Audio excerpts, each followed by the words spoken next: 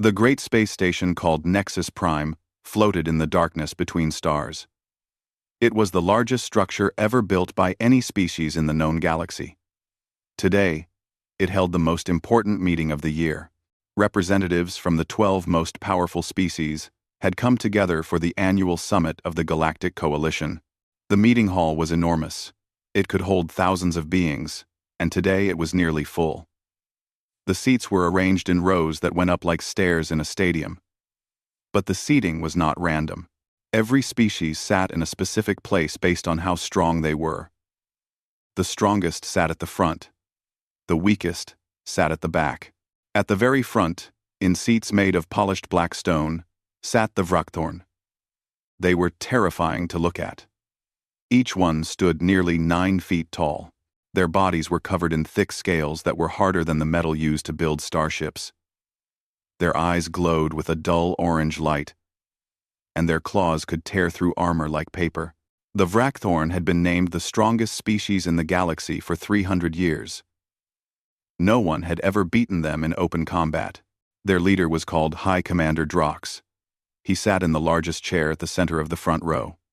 His scales were darker than the others, almost black, and old battle scars covered his face and arms. He looked around the room with the calm confidence of someone who had never known defeat. Behind the Vrakthorn sat the Caliph. They looked like giant insects with 4 arms and 2 legs. Their bodies were thin and covered in a hard shell that shimmered like oil on water. The Caliph were not as strong as the Vrakthorn, but they were incredibly fast. Their reflexes were so quick that they could dodge laser fire. Some said they could move faster than the eye could see. In the third row sat the Morvathi. They were perhaps the strangest species in the coalition. Their bodies were made of living metal that could change shape at will. A Morvathi could turn its arm into a blade, a shield, or a gun in seconds. They felt no pain and feared nothing. Destroying one was almost impossible because they could simply reform themselves from any damage. Row after row, the seats were filled with powerful species. There were the Thornax, massive creatures with skin like stone. There were the Velith, beings made of pure energy who could burn through walls with a touch. There were a dozen others, each one deadly in its own way. And at the very back of the hall, in the last row, sat the humans. There were only 5 of them. Lieutenant Commander Danny Marsh was their leader for this meeting. He was a man of average height, with short brown hair and tired eyes. Beside him sat Chief Tactical Officer Katie Vance, a woman with red hair pulled back in a tight ponytail. Her face showed no expression as she watched the proceedings. The other 3 humans were Ensign Greg Palmer, a young man fresh from training, Tech Specialist Pete Romano, and Medical Officer Beth Sullivan. Their seats were small and uncomfortable. The lighting in this part of the hall was dim.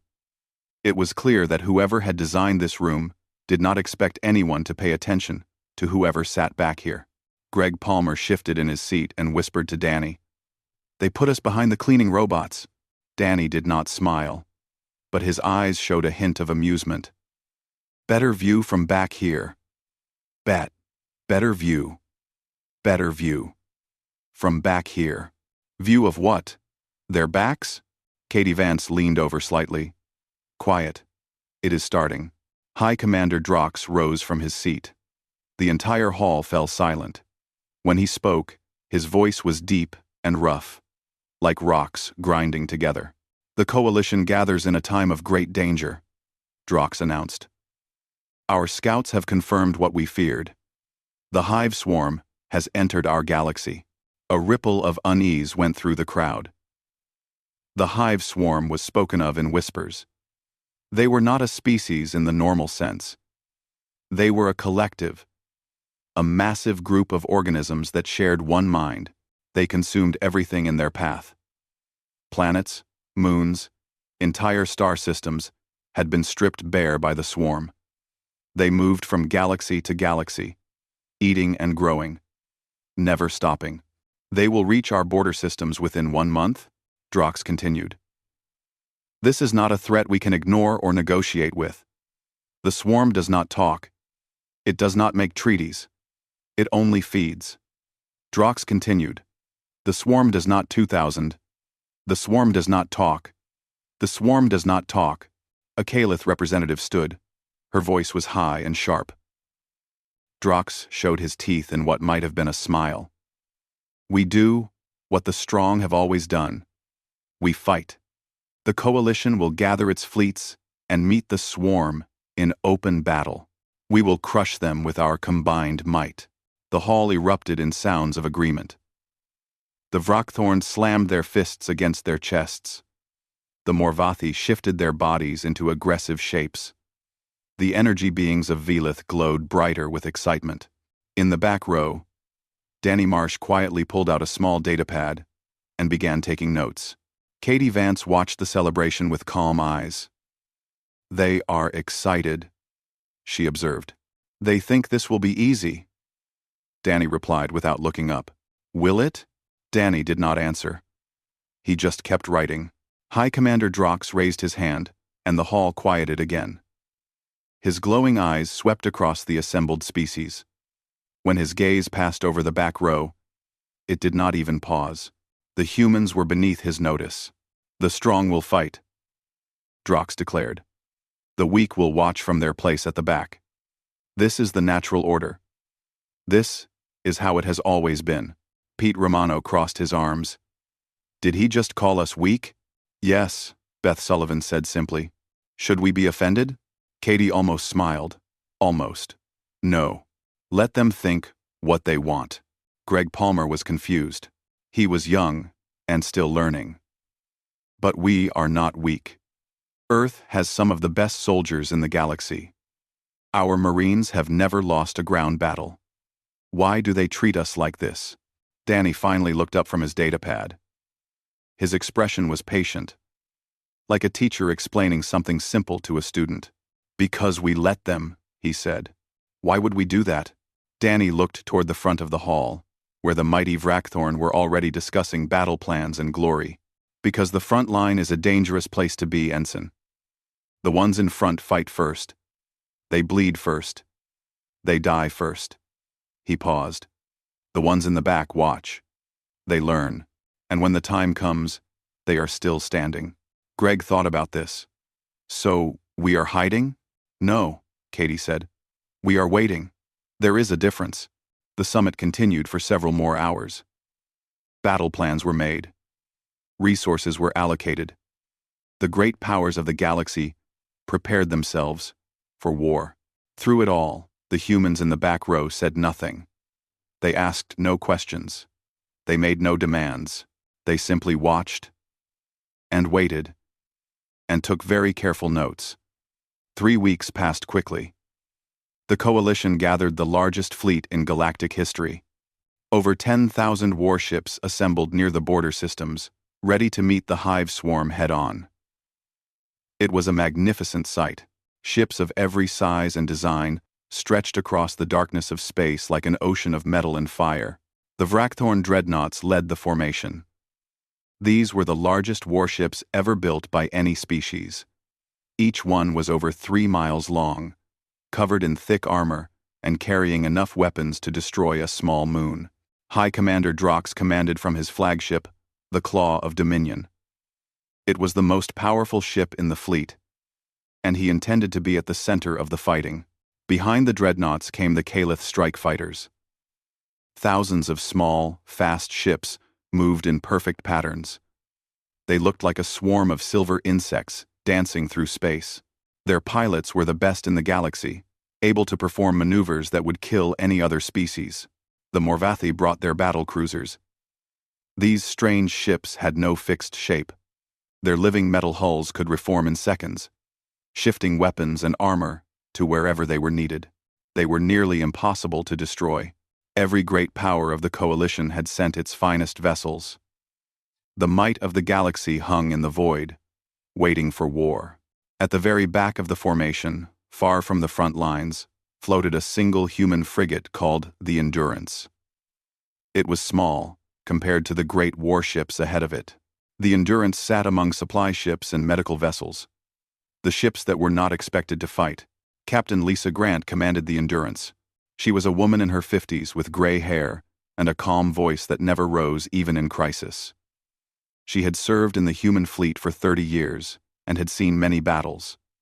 But she had never seen anything like this. "Swarm contacts on long-range sensors," reported Katie Vance from her station. "Thousands of them. No. Wait. Millions." The main screen showed the enemy approaching. The hive swarm did not use ships made of metal. Their vessels were alive, grown from organic matter. They looked like massive creatures. Twisted combinations of shell and tentacle and tooth. Some were small, the size of fighters. Others were enormous, larger even than the Vrakthorn dreadnoughts. "All Coalition forces. This is High Commander Drox," the radio crackled. "Attack formation. Show these creatures the strength of the Coalition. Today, we write history." The great fleet surged forward. The Vrakthorn dreadnoughts opened fire first. Brilliant lines of plasma shot across space, striking the swarm vessels. Explosions bloomed in the darkness. The Calith fighters swept in, their precise attacks cutting through the smaller swarm units. The Morvathi battlecruisers shifted and reformed, becoming mobile fortresses of destruction. For the first hour, the battle went well. The Coalition's superior technology and training showed clearly. Swarm vessels died by the hundreds. The front lines pushed forward. High Commander Drox roared his approval over the open channel. "They fall before us like grain before the harvest. Push forward, destroy them all." But Danny Marsh, watching from the back of the formation, noticed something troubling. He pointed at his screen. "Captain, look at this. The swarm's losses are high, but their behavior is changing." Lisa Grant walked over to his station. On the screen, she could see what he meant. The swarm vessels were moving differently than they had at the start of the battle. Their patterns had shifted. "They are learning," she said quietly. "Yes, and fast." By the second hour, the tide began to turn. The Calith fighters, which had been untouchable at the start, began taking losses. The swarm had studied their flight patterns. Now, wherever a Calith pilot tried to dodge, a swarm creature was already waiting. The Vrakthorn plasma cannons, so deadly in the first wave, became less effective. The swarm vessels were growing a new kind of armor, something that absorbed the plasma instead of burning. They were adapting in real time, changing their very biology to counter the Coalition's weapons. "How is this possible?" Greg Palmer asked, his young face pale. Pete Romano shook his head. "The swarm shares one mind. When one of them learns something, they all learn it. Every time we hit them with something new, they adapt to it." The situation grew worse by the minute. The Morvathi flagship, the Pride of Iron, was surrounded by smaller swarm creatures. They attached themselves to the hull and began secreting a strange acid. The living metal that made up the ship started to bubble and dissolve. The Morvathi tried to reform, but the acid ate through them faster than they could heal. The great ship fell silent, consumed from within. A Vrakthorn dreadnought took a direct hit from a massive swarm creature that had grown some kind of biological cannon. The weapon fired a beam of concentrated organic matter that burned through the ship's armor, like it was not there. The dreadnought broke apart. 3,000 crew lost in seconds. High Commander Drox's voice came over the radio again, but this time there was no triumph in it. "All forces, pull back. Defensive formation. We need to regroup." But the retreat was not orderly. Ships crashed into each other trying to escape. The Calith, their formation broken, scattered in all directions. The remaining Morvathi vessels tried to cover the retreat but were overwhelmed. Katie Vance studied her sensors carefully. "Captain, the swarm is not pursuing." Lisa Grant frowned. "What do you mean?" "They pushed us back, but they are not chasing the retreating ships. They are just waiting." Danny understood immediately. "They are analyzing, learning from this engagement before the next one." The battle was over, at least for now. The Coalition had lost nearly a third of its fleet. 18 Vrakthorn dreadnoughts destroyed. Over 2,000 Calith fighters gone. The Morvathi had lost half their ships. Every species had suffered terrible losses, and the swarm had barely been slowed down. High Commander Drox's final transmission was heavy with shock. All forces retreat to secondary positions. Tend to the wounded. Repair what can be repaired. There was a long pause. This was only the first battle. We will adapt. But even he did not sound like he believed it. In the back of the formation, the Endurance hung in space, undamaged. The swarm had never even looked at them. Why would they? The humans were not a threat. They had not fired a single shot. Begin downloading all battle data, Lisa Grant ordered. I want full sensor recordings from every angle. Every ship that fell. Every weapon that was used. Every swarm adaptation. What are we going to do with it? Greg asked. Danny Marsh was already working, his fingers flying over his console. We are going to study it.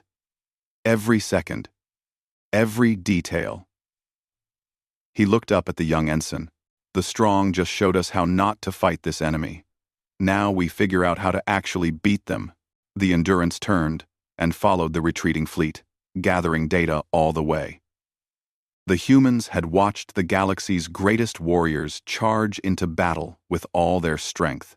They had also watched them fail. Now the real work would begin. The Coalition fleet limped back to Nexus Prime. Ships that had been proud and beautiful were now broken and scarred. Medical vessels worked without rest, trying to save the wounded. Repair crews worked around the clock, but there were not enough of them, and too many damaged ships. The mood among the great powers was dark. The Vrakthorn, who had never known defeat, walked through the station in silence. Their pride had been shattered. The Caliph had lost so many pilots that entire squadrons no longer existed. The Morvathi had retreated into themselves, their living metal bodies gray and dull with something like grief. High Commander Drox held meeting after meeting with his generals. They argued about tactics, about weapons, about strategy. But no one had answers. The swarm had countered everything they tried. What could they do differently? While the great powers debated, the humans worked. On board the Endurance, a small room had been turned into an analysis center. Screens covered every wall, showing footage from the battle. Data scrolled across, displays too fast for most eyes to follow. In the middle of it all sat the 5 humans who had been at the summit. Danny Marsh had not slept in 3 days. Dark circles surrounded his eyes, and his uniform was wrinkled, but his mind was sharper than ever. He stood in front of a large screen, pointing at different moments in the battle footage. Look here, he said. When the Caliph changed their attack pattern at hour 2, the swarm took exactly 4 minutes to adapt. But when the Vrakthorn switched to their secondary weapons at hour 3, the swarm adapted in only 90 seconds. Katie Vance nodded from her seat. She was running complex programs on her computer, looking for patterns in the swarm's behavior. The more they see a species fight, the faster they learn. The Vrakthorn were at the front the whole time. The swarm had the most data on them. Pete Romano was studying biological samples that had been recovered from destroyed swarm vessels. He had not slept either. His hands were steady as he examined the strange organic material under a microscope. Their adaptation is not magic, he said. It is biology. Fast biology, but still biology. They cannot develop resistance to something they have never been exposed to. It would be like a human body fighting a disease it has never encountered. The immune system needs information. First, Beth Sullivan was reviewing medical data from Coalition casualties. Her face was sad but focused. The same pattern shows in how they attack. They learned where Vrakthorn armor was weakest by the 3rd hour. They found the Caliph's blind spot by the 4th. Every wound they caused taught them something. Greg Palmer was the youngest, but he was working harder than he ever had in his life. His job was to organize everything the others found into a clear format. He had filled dozens of digital reports already. So, they learn from experience, Greg said slowly, trying to understand. But only from direct experience. Things they actually see and fight. Exactly, Danny said. That is their strength, but it is also their weakness. Captain Lisa Grant entered the room. She carried a tray of coffee and protein bars. Eat something, she ordered. You cannot think clearly if you collapse. Danny took a cup gratefully. Captain? Lisa sat down and listened as her team explained what they had found. The swarm was incredibly dangerous, yes. But they were not invincible. They could only adapt to what they observed. If you showed them everything you had, they would counter everything you had. But if you held something back, something completely new, they would have no defense against it. The Coalition's mistake was fighting with full strength from the start, Katie explained. They showed the swarm every weapon, every tactic, every trick. In the first hour. By hour 2, the swarm had seen it all. Pete Romano added, Human history is full of wars where this lesson was learned. You do not show your enemy everything at once. You keep secrets. You hold reserves. You let them think they know what you can do, and then you surprise them. We have weapons on Earth that we did not bring to this battle, Beth said. Things we developed during our own wars. The swarm has never seen them. They have no defense. Lisa Grant thought about this for a long moment. It made sense. It was how humans had fought each other for thousands of years. Never commit everything at once. Always keep something hidden for the final push. Write it up, she ordered. Full tactical analysis. Specific recommendations. I will present it to Coalition Command. They worked for another 6 hours, refining their findings into a clear report. When it was done, Danny transmitted it to High Commander Drox personally. The response came back within an hour. It was not what they hoped for. Your analysis has been reviewed, the Vrakthorn communications officer said. His voice was cold and dismissive. High Commander Drox thanks the humans for their administrative efforts. However, tactical decisions will be made by warrior species. Please return to your support duties. Are administrated. Chronically related. Are administrated. Are administrated. Chronically once of. Clip 2 distrated. Chronically once of a. Are administrated. Chronically once of a. Chronically one. Katie Vance's face showed no expression, but her hands tightened into fists. They did not even read it. They read the part where it came from humans, Pete said bitterly. That was enough for them. Danny sighed and leaned back in his chair. He was not surprised. This was how it always went. The strong did not listen to the weak. Not until they had no other choice.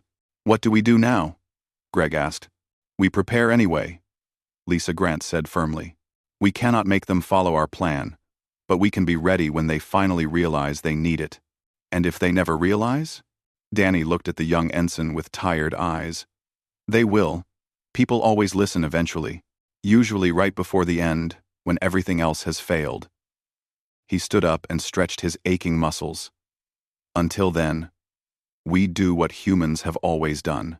We watch, we learn, and we wait. The next few days were busy. The humans quietly prepared their own ships. They made modifications to weapons that the Coalition had never seen. They ran simulations and practiced maneuvers that no one else knew about. They did all of this in the back, where no one was watching. The other species were too busy arguing with each other to notice. The Vrakthorn blamed the Caliph for breaking formation too early. The Caliph blamed the Morvathi for not protecting them. Everyone blamed everyone else. No one blamed the humans. No one even thought about the humans. That was exactly how the humans wanted it. The second battle will come soon, Katie said one evening as they reviewed their preparations. The swarm is not waiting forever. Oh, Danny nodded. Then neither are we. When the strong fall, we will be ready. To do what? Danny looked out the window at the stars, toward the darkness where the swarm was waiting. To end it. The second battle came 12 days later. The swarm had regrouped and pushed deeper into Coalition space. There was no more time for debate. The fleet had to fight or die. High Commander Drox had made changes since the first battle. He had studied the swarm's adaptations and developed new tactics. The Vrakthorn dreadnoughts carried upgraded weapons. The Caliph had practiced new flight patterns. The Morvathi had hardened their living metal against the acid that had destroyed so many of them before. The Coalition was confident. They had learned from their mistakes. This time would be different. The Endurance took its place at the back of the formation, as always. Captain Lisa Grant watched the tactical display with a calm face. But her eyes were worried. Beside her, Danny Marsh was silent. He had not spoken much since their report was rejected. "Think it will work this time?" Katie asked quietly. "No," Danny said simply.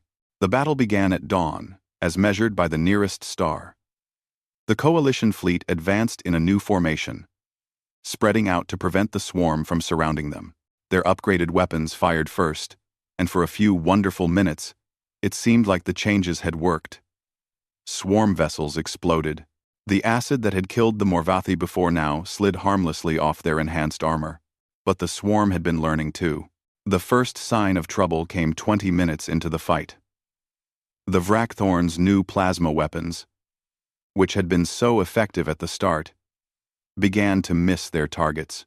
The swarm ships were moving differently, in patterns that the targeting computers could not predict. "They adapted to the new weapons already," Pete Romano observed, watching his screen. Less than half an hour. Though, the Calith's new flight patterns lasted even shorter. Within 15 minutes, the swarm had figured them out. Fighters began falling from the sky like rain. Their pilots, the best in the galaxy, could not escape enemies that knew their every move before they made it. The Morvathi's upgraded armor held against the acid, but the swarm simply changed tactics.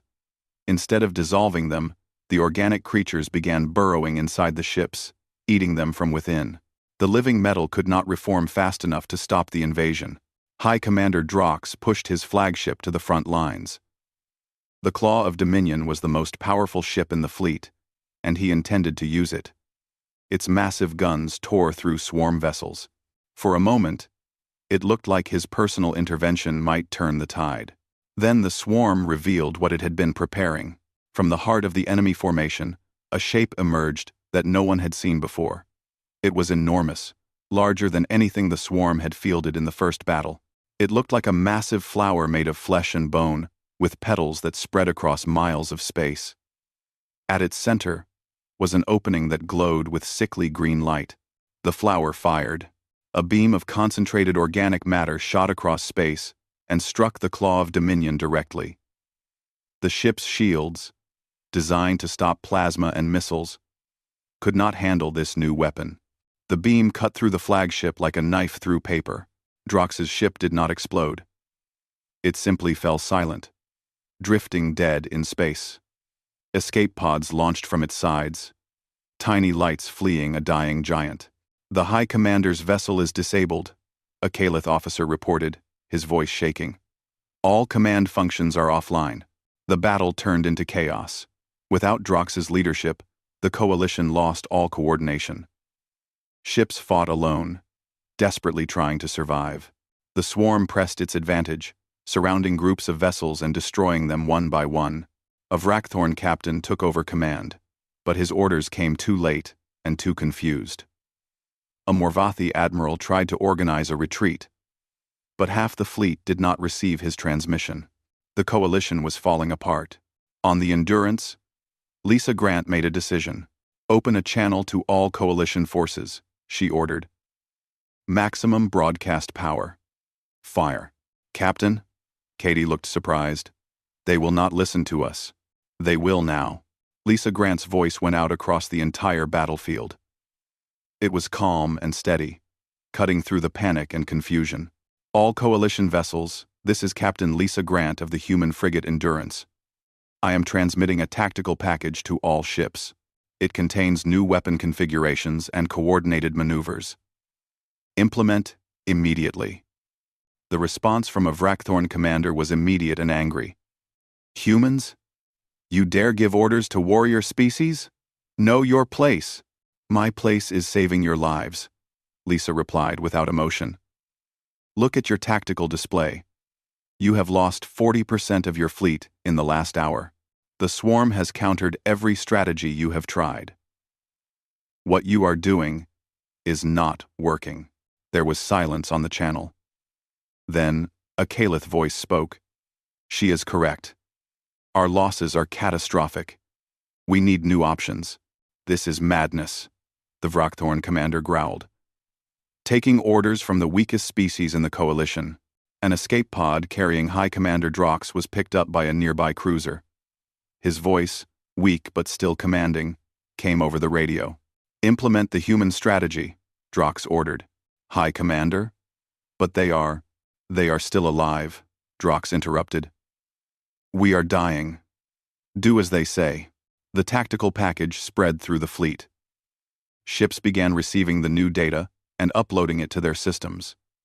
The changes were not complicated. New firing patterns, adjusted shield configurations, specific retreat coordinates that seemed random but were not. All ships, execute retreat pattern on my command, Katie Vance transmitted. She had taken over tactical coordination. Do not engage the swarm directly. Fall back to the marked coordinates. We are running away? A Morvathi captain asked. We are repositioning. Danny Marsh replied. Trust us. One by one, the coalition ships began to follow the human instructions. They broke off from their desperate individual fights and started moving toward the coordinates Katie had provided.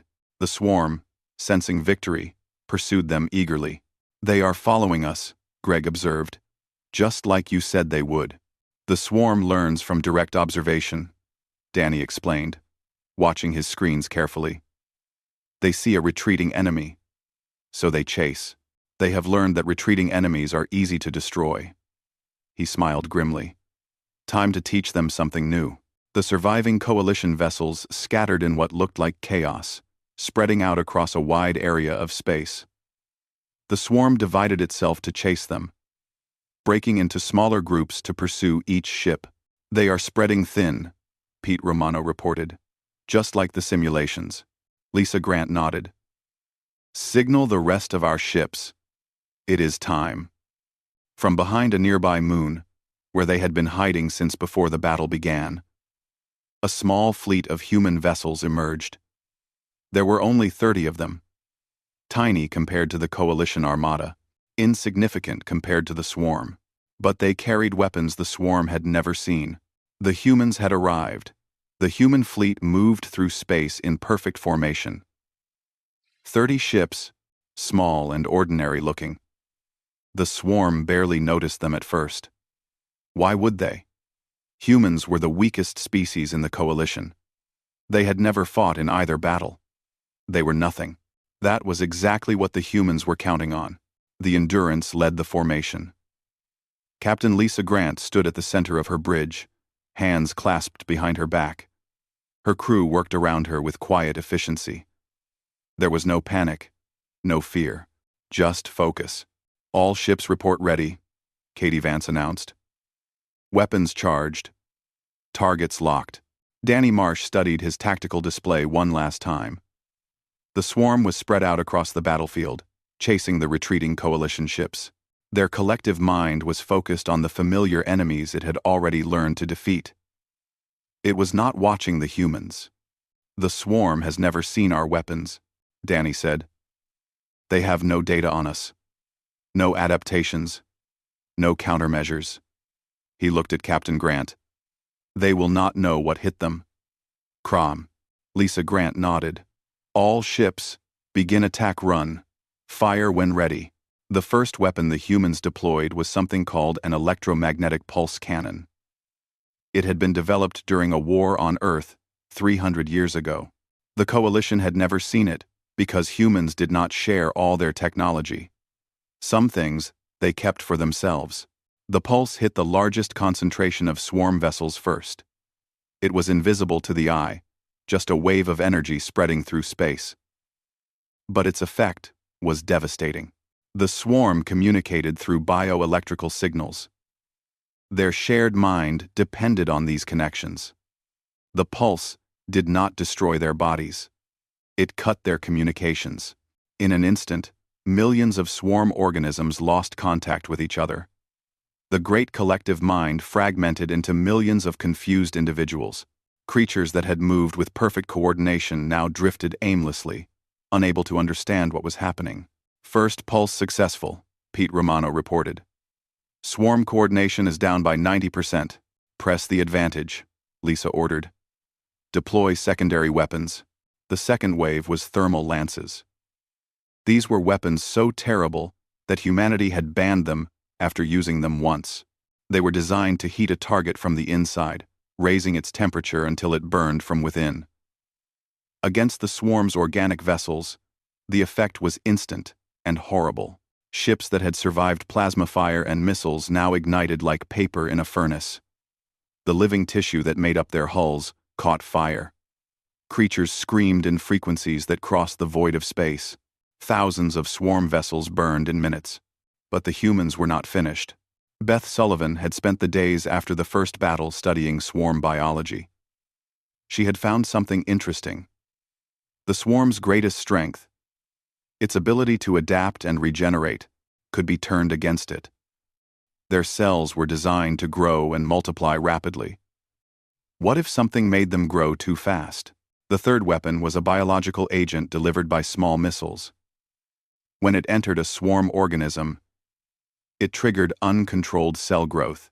The creatures began regenerating so fast that their own bodies consumed themselves. They grew and grew until they burst apart. Victims of their own biology turned against them. The battlefield became a scene of complete destruction. Swarm vessels died by the thousands. The great flower-shaped weapon that had disabled the Claw of Dominion tried to fire on the human ships. But its targeting systems depended on the collective mind. Without coordination, it could not aim. A human destroyer called the Persistence put 6 thermal lances into its center, and it exploded in a shower of burning flesh. High Commander Drox had been rescued and was watching from a cruiser near the back lines. His wounds were bandaged, and he leaned on a support rail to stay standing, but his eyes were sharp as he watched what the humans were doing. "How is this possible?" he whispered. A Vrockthorn officer beside him shook his head in disbelief. "The swarm is dying. The humans are killing them." "Not killing," Drox said slowly, understanding dawning in his ancient eyes. "Ending. There is a difference." The battle, if it could still be called that, lasted less than 3 hours. When it was over, the hive swarm that had threatened to consume the galaxy was broken. Scattered survivors fled toward deep space, but there were so few of them now that they posed no threat. The collective mind was shattered. Without it, the swarm was just a collection of confused animals. Silence fell over the Coalition fleet. Ships that had been fighting for their lives moments ago now floated in fields of swarm debris. The survivors struggled to understand what had happened. Captain Lisa Grant's voice came over the general channel. "All Coalition vessels, the threat has been neutralized. You may stand down." No one responded at first. Then, slowly, the Vrockthorn commander, who had refused to listen to humans, spoke. "Human vessel Endurance. This is Commander Torax of the Vrockthorn Second Fleet. We request explanation." "Anima. Anima. Anima," Danny Marsh answered. "You asked why we sit in the back, Commander. Now you know." "Know what?" "The back is where you learn. You watch the strong fight first. You see what works and what fails. You study your enemy, while others test them. And when everyone else has given everything they have, when the enemy thinks it has seen all the galaxy can offer." Danny paused. "The back moves forward. There." There was a long silence. Then High Commander Drox's voice came through, tired but respectful. "The Coalition owes humanity a great debt. When we return to Nexus Prime, you will have a seat at the front of the assembly. A place of honor among the strong." Lisa Grant smiled slightly. "Thank you, High Commander. But if it is all the same to you, we prefer the back." "Why?" "You have proven yourselves." "Because there is always another enemy, Commander. There is always another threat coming from somewhere, and when it arrives, someone will need to watch and learn while others fight. Someone will need to be ready when the strong need help. She paused. That is what we do. It is what we have always done. The fleet made its way back to Nexus Prime. The journey took several days. During that time, the other species looked at the human vessels differently. Where there had been contempt, there was now respect. Where there had been dismissal, there was now curiosity. At the next Coalition summit, the seating arrangement was discussed at length. The Vrakthorn insisted that humans take a forward position. The Caliph supported this. Even the Morvathi, who rarely spoke at all, agreed that humans deserved recognition. But when the assembly gathered, the human delegation was once again in the back row. Danny Marsh, Katie Vance, Pete Romano, Beth Sullivan, and Greg Palmer sat in their same small seats, watching the proceedings with quiet attention. A young Caliph delegate asked why they chose to remain there. Danny just smiled. Better view, he said. The Caliph did not understand, but she had learned not to question it. From their seats in the shadows, the humans watched and listened and learned. They took careful notes. They studied the other species and memorized their strengths and weaknesses, because they knew something that the strongest species in the galaxy had forgotten. The first to fight is rarely the last standing, and in a universe full of endless dangers, only the last one standing truly survives. The humans would always be ready to be that last one. It was what they did best.